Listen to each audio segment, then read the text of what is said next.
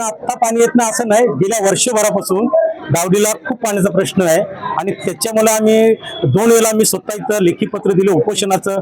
मला लेखी त्यांनी मग पत्र दिलं का तुम्ही उपोषण करू नका, तुम्हाला सकाळी 4 तास संध्याकाळी 3 तास खूप दिशेने पाणी देणार. पण ते काय 2 वेळा लेखी दिलं, पण त्याप्रमाणे ते काही वाढले नाही. त्याच्यानंतर पुन्हा आम्ही गणपतींच्या अगोदर एक मोर्चा आणला होता, भर पावसात आणला होता.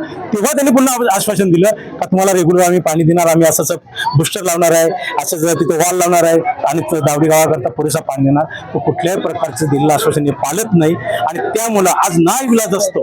या आमच्या परिसरातले जो शारदानगर म्हणून आहे, ते शारदानगर आणि दावडी परिसराला एवढा पाण्याचा प्रश्न आहे का 4-4 दिवसांनी पाणी, तोही 1 तास पाणी येतो.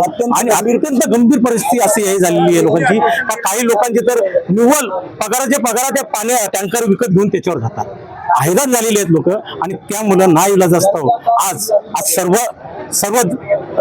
नागरिकांच्या वतीने आज इथे MIDC वर मोर्चा आणण्यात आला आणि या मोर्चामध्ये आम्हाला आज लेखी आश्वासन दिलंय.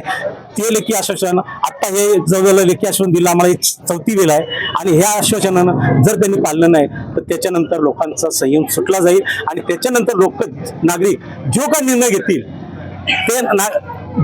घेतील नागरिक आणि त्याच्याने जे काय त्याचे परिणाम होतील त्याची पूर्ण जबाबदारी MIDCचे अधिकारी आणि KDMCच्या अधिकाऱ्यांची असणार.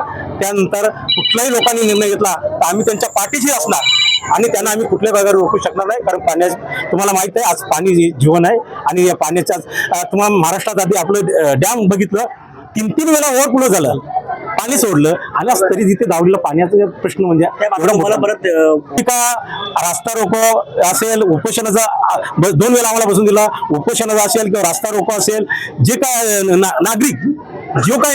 नागरिक इथला निर्णय घेतील त्यांच्या पाठीशी आम्ही असणार आणि त्याप्रमाणे आम्ही इथे नाही. मुख्यमंत्र्यांपर्यंत आम्ही नेलीच नाही पाण्याचा प्रश्न. आम्ही खासदारांपर्यंत आमदारांपर्यंत हा प्रश्न नेला आहे. त्यांनी इथे वेळोवेळी इथे फोन केले आहेत. हा करतात फक्त आम्ही करणार, दावडीचा प्रश्न सोडवणार असे बोलले जाते. अधिकारी पुढे काहीच केलं जात, फक्त आश्वासनं देते, दुसरे काहीही करत नाही. 2 वेळा आम्ही तुमचा प्रश्न सोडवतो आणि ही परिस्थिती काय आता या दीपावलीमध्ये आहे अशी नाही.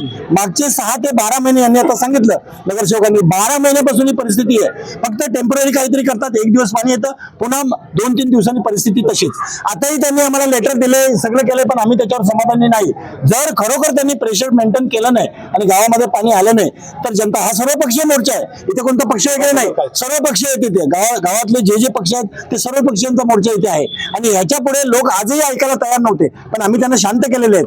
पण जर MIDCने याच्याकडे व्यवस्थित लक्ष दिलं नाही आणि जर पाणी पोहोचवलं नाही तर जनता नंतर काहीही करेल, आम्ही त्यांच्या पाठीशी उभे राहू. मग रस्ता रोको असो, आंदोलन असो, KDMC वर मोर्चा असो, MIDC वर मोर्चा असो, हे सगळं जनता करायला तयार आहे.